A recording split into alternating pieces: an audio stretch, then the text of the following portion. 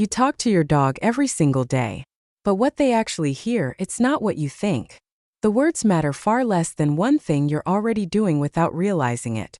Here's something that should stop you mid-sentence the next time you scold your dog. Researchers at Yevasht-Lorand University trained dogs to lie still inside an MRI scanner, completely still, awake, and then played them recordings of human speech. What they found was striking. The left hemisphere of the dog's brain processed the actual words. The right hemisphere processed the emotional tone. Sound familiar? That's almost identical to how the human brain handles language. But here's where it gets uncomfortable. When the tone and the words didn't match, when someone said "good boy" in a flat, cold voice, the dog's reward centers barely responded. No activation. No joy. The praise meant nothing. Now flip that. When the tone was warm and enthusiastic, even nonsense words triggered a genuine reward response. Your dog was happy. Not because of what you said, but because of how you said it. Most owners have this completely backwards. They assume the command is the message. They repeat "sit" louder and louder, growing frustrated when the dog doesn't comply. But your dog isn't ignoring your word. Your dog is reading your energy, the tension in your voice, the clipped rhythm of your frustration, and that emotional signal is drowning out everything else. There's a simple test you can run right now. Say your dog's name once, in your most relaxed, genuinely warm voice, like you just remembered something wonderful about them. Not high-pitched baby talk.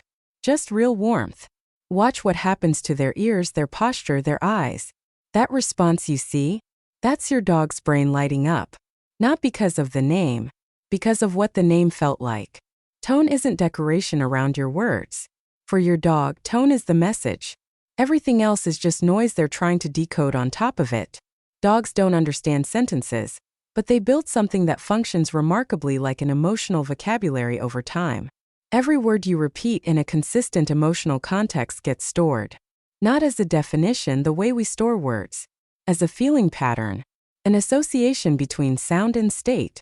Research published in Animal Cognition found that dogs can distinguish their own name from other words, even when spoken by a stranger, because the name has been paired with direct eye contact, body orientation, and emotional response so many thousands of times that it carries unmistakable weight. The word itself becomes a signal of attention incoming. The same process builds around words like walk, treat, bath, or vet. Your dog doesn't know what a vet is conceptually, but the word vet has been spoken in enough tense, apologetic, slightly guilty tones in your house that it now triggers a low-level anxiety response before you've even picked up the leash. You trained that association. You just didn't know you were doing it. This cuts both ways. Words spoken consistently in calm, positive states become anchors, emotional stabilizers. Some dog trainers use a specific nonsense word, always delivered in the same soft tone, to interrupt a spiral of anxiety and return a dog to baseline. It works because the word carries no baggage. It only means calm. That's the whole vocabulary. Think about the words you repeat most often around your dog when you're stressed. When you're rushing out the door. When you're on a difficult phone call. Your dog has cataloged every one of those sounds and matched them to your state. They know what your everything is fine voice sounds like. And they know when it's lying. The emotional vocabulary your dog builds is a direct mirror of the emotional patterns you repeat.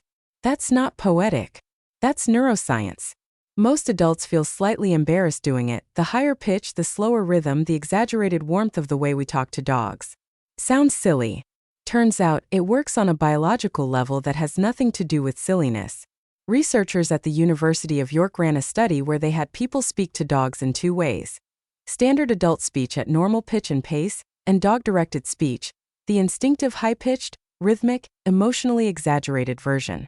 Then they measured which dogs chose to interact more with the speaker afterward. The result wasn't close. Dogs consistently preferred the humans who used dog-directed speech, not just in the moment but in the behavioral engagement that followed.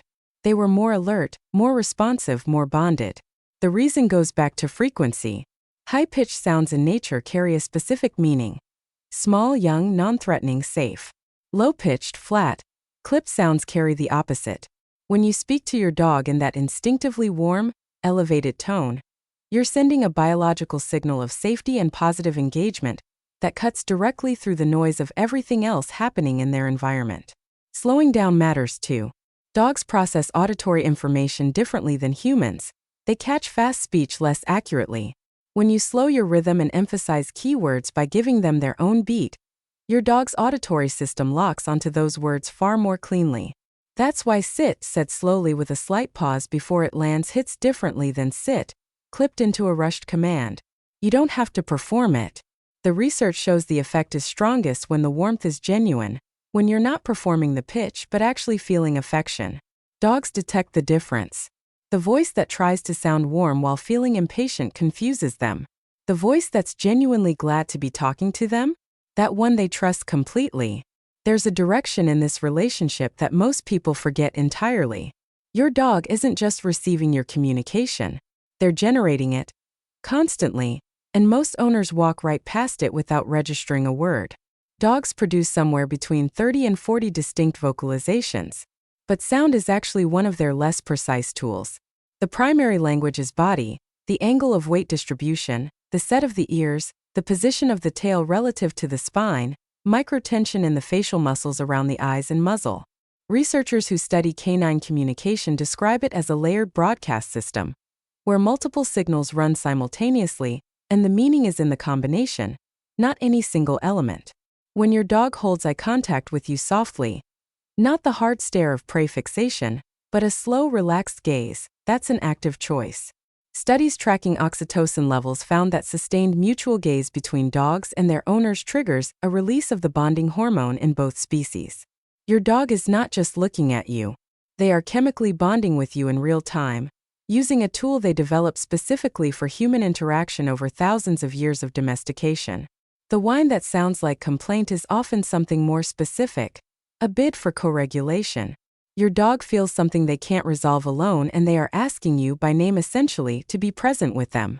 The dog who nudges your hand when you're sitting still and staring at nothing. They've read your posture, detected the shift in your breathing, and decided to offer contact. They are talking to you all the time. The conversation is already happening. The only question is whether you're listening as carefully as they are. Your dog has been paying attention to every word, every tone, every feeling you've ever broadcast in their presence. They built an entire language around you.